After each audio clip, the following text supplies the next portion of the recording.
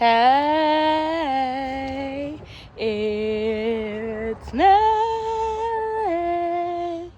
and welcome to Nay's Little Garden. So, we've got some things to talk about. I don't have a ton of time. Today, I feel like most days, but there's some days feel like they move slower than others, but most days, especially nowadays for me, now that we're really in the gardening season, the sun is warm. I mean, the sun is it's just beautiful outside. There is wind, so I'm going to try to make this snappy before we move inside. But I came out yesterday, and maybe 2 days, I went without really searching through the garden because of the rain. And I have lost basically an entire raised bed. And I've said it before in this in my videos. I have some type of like mouse. I've literally seen the mouse, and so I'm going to assume it's the mouse. Whatever it is, we have beef now. I do believe in sharing, especially with nature, but there comes a point where I only have so much land, and so I can only share so much, and now we have a problem. So let me show you what I'm talking about. This entire bed is eaten up.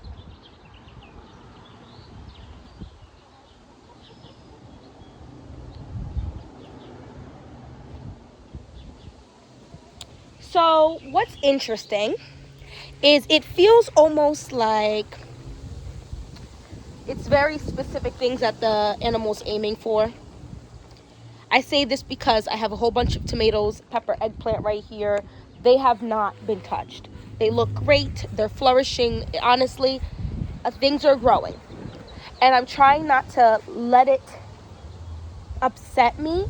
But because it's getting warmer, it's not like I can just replant cabbage and Brussels sprouts and stuff.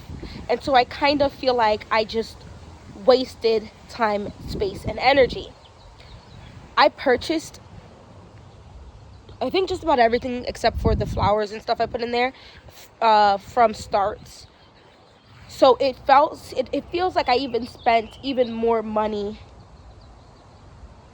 I did spend more money on those things than I did on the stuff that I have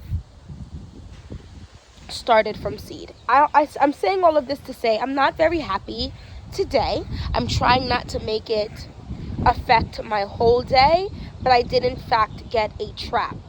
Now, also something that I am trying to bring to the forefront, because I do see a lot of gardeners on here, some fabulous gardeners who've been gardening for years, who have like the little hoops that they cut in half over the top of their raised beds, and they put netting and stuff over their stuff, and I should have freaking did it.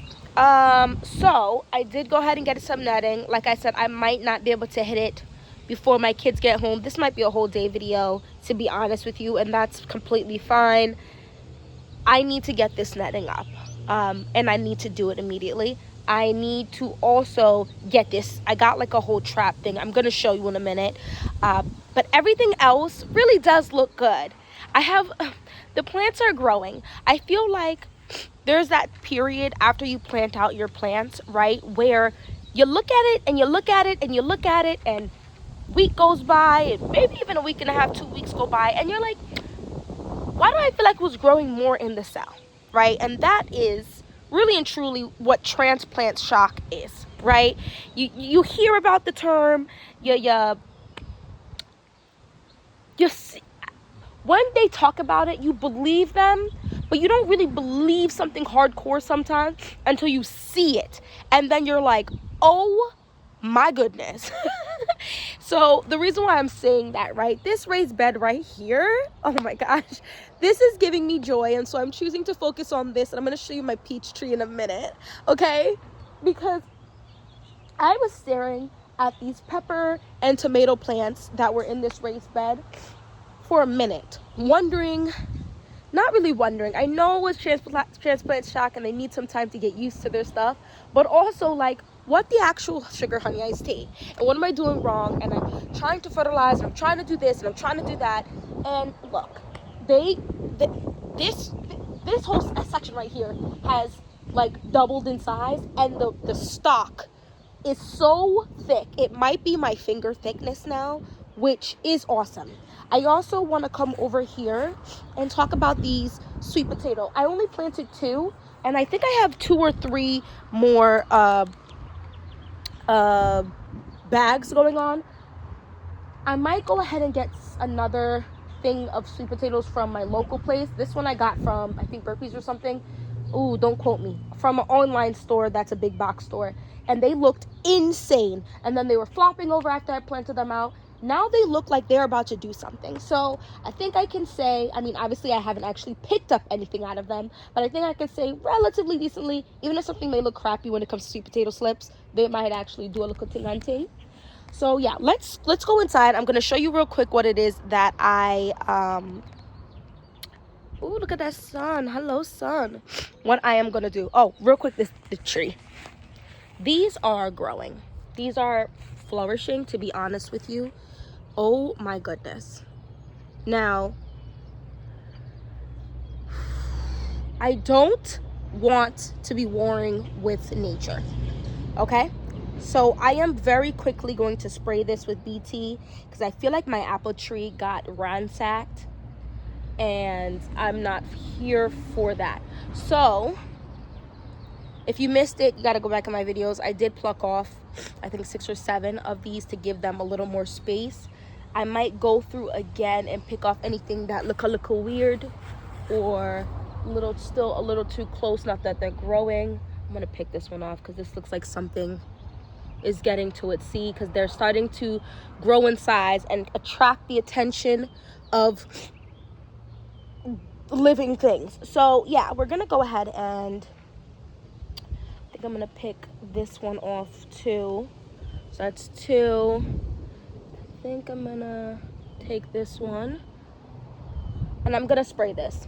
I've been really trying to avoid spraying my garden. I haven't at all, but I'm going to because I really need harvest.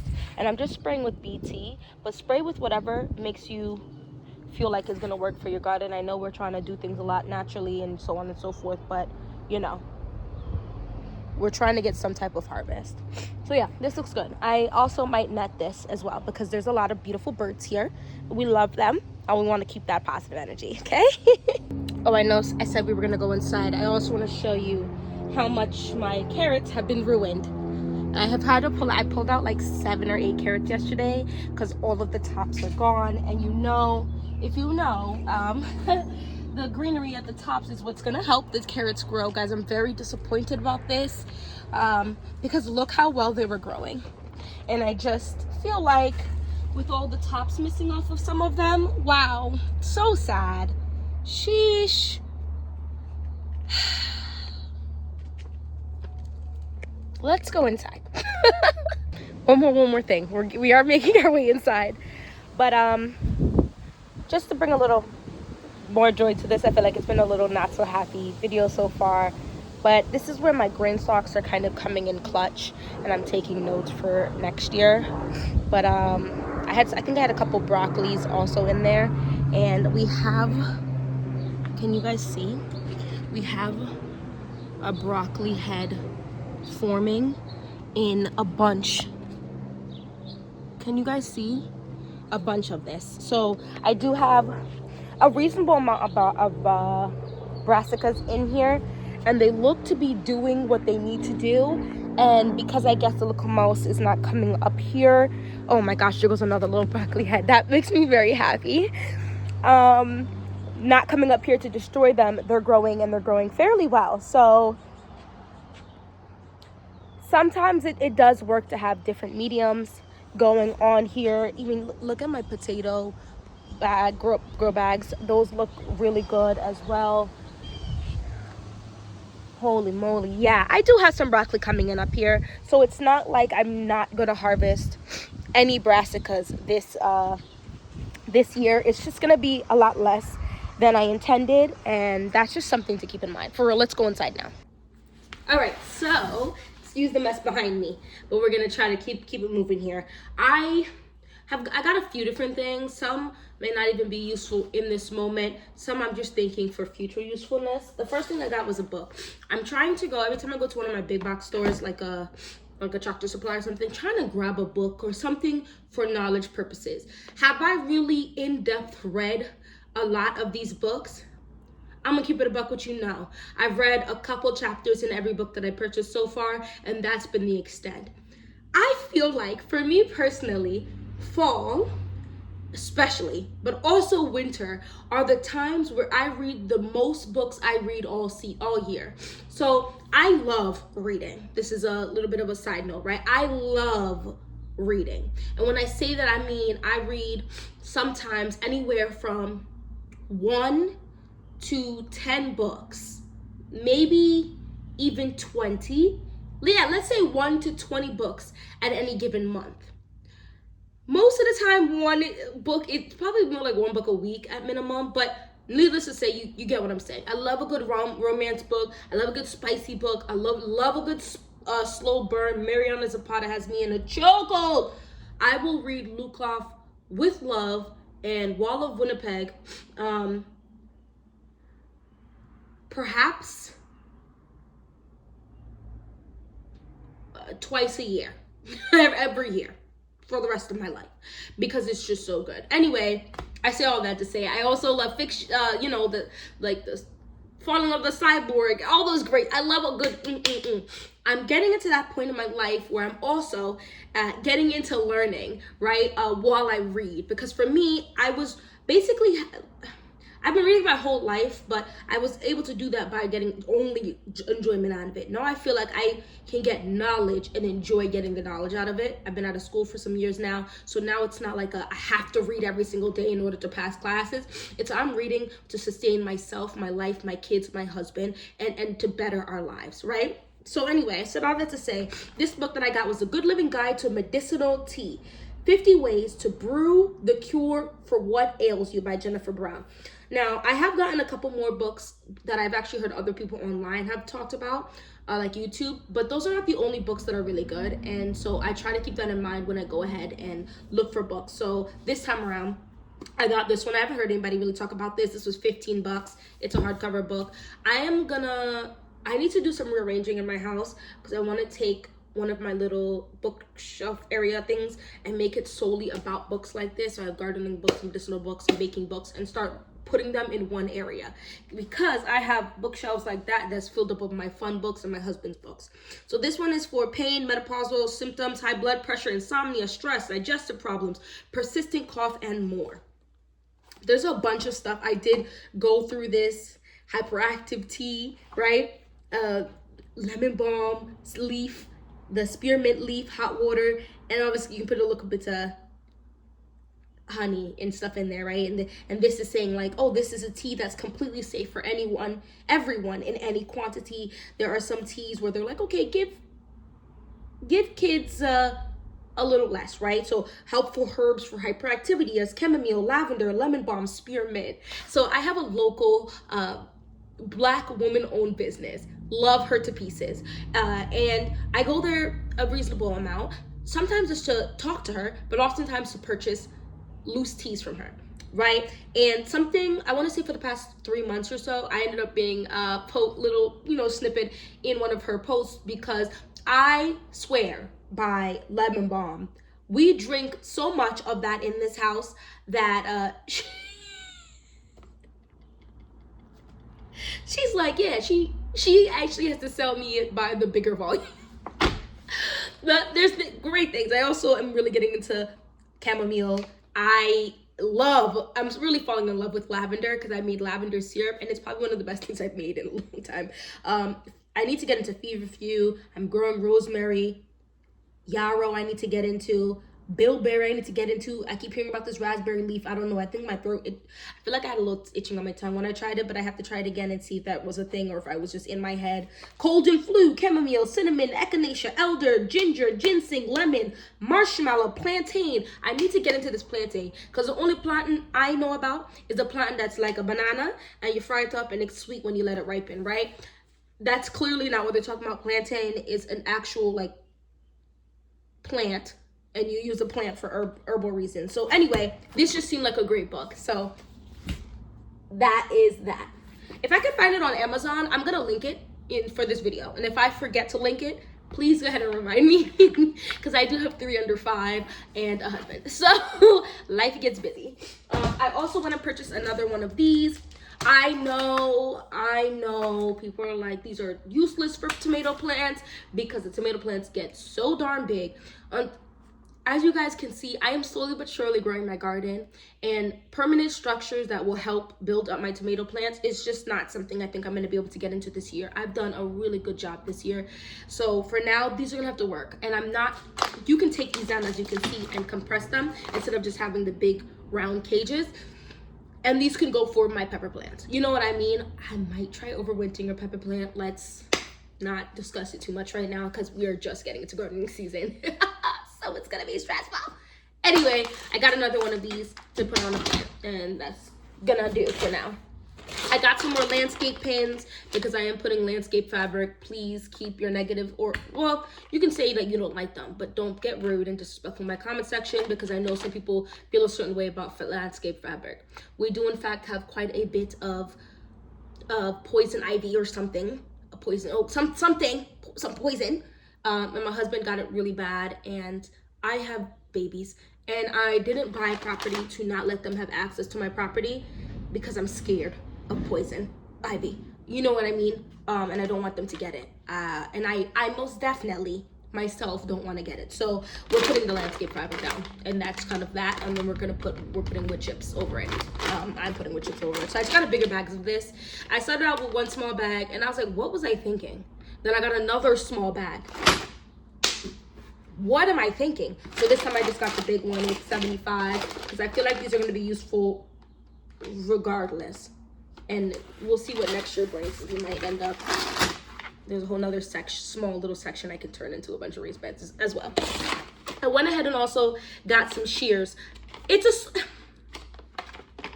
Gardening does not need to be expensive. I want to start off by saying that. However, for me personally, I like to make my life easier. So when I have a little excess income, or funds, I do like to go and start buying slowly different things to help just make my life easier. These shears, and I have like the clipper things as well that I bought like a couple weeks ago, 3 weeks ago or so. So I have this, and I really want to buy a basket. I know this probably sounds so corny to some people, like you just want to spend money, and that's fine. Gardening for me is partially stressful, right? Because obviously I'm trying to actually net harvests, but also it's a safe space for me. It's a peaceful place for me. I just dropped a video in which I did 2 videos in one day, and I had to leave and come back to it because I'm a mom and I had to go do mom things. And I came back and I was just so overstimulated, overwhelmed, and feeling a lot of things. And so I started off the video and I was just kind of like, I'm not about to talk. And I feel like you could see my energy in the beginning. I was just trying to get it done because I knew I had to do it. And while doing it, I breathed. And I think we really take for granted. And oh my gosh, I remember when I was younger, just kind of like laughing at people who said this. Like, what do you mean breathe? We have to breathe to survive. But there's a difference between just breathing to survive and breathing to bring yourself back to now and release what happened before. And when you do something mindless meaning if you do something enough times, most things can be mindless, right? Just planting out, grabbing plants and planting them out, filling up back up with soil, watering it down, just being out, and sometimes also just being outside. And I most often times don't wear shoes when I'm in my backyard on my deck and stuff, which is another reason I really want to make sure to get rid of this poison ivy. And that just grounding yourself also is just really good. It's really nice, and I can tell as I was editing that video,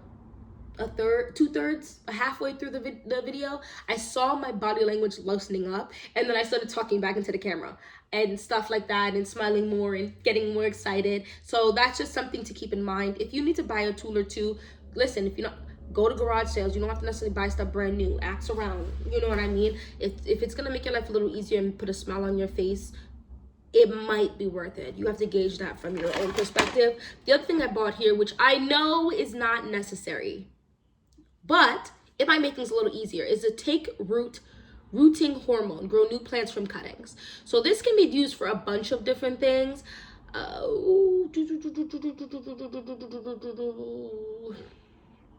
I've seen people use this. For a lot of things. I have trees.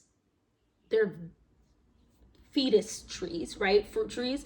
And I think it'd be cool to try to do cuttings of that, because I feel like that's essentially how some of the stuff grows from that, as well as I've heard people do that with the tomato, because I do intend to have a fall harvest again like I did last year. So whatever. I think this is going to be useful. And it was like $5, so might as well try it. And it really only needs a little bit. So the cut ends of the cutting should be lightly moistened before treatment.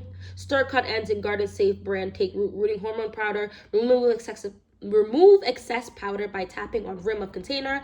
Plant treated cuttings in a rooting medium such as potting soil. Mist regularly. Why not? Then I got this. This right here is the netting I was telling you about. Now, I almost want to purchase the white netting. I think I had white actual insect netting last year. This is more for like birds. Insects are going to be able to get through this. Yeah, the white moths, a bunch of things are going to be able to get through this. But this is for more so, and it says use with landscape pins. So landscape pins I purchased are also going to potentially help with this. The black seems to be a little less unappealing to the eye. So we're gonna see what we can do. And we're gonna leave it at that. Now, on to the main character of today. Is this.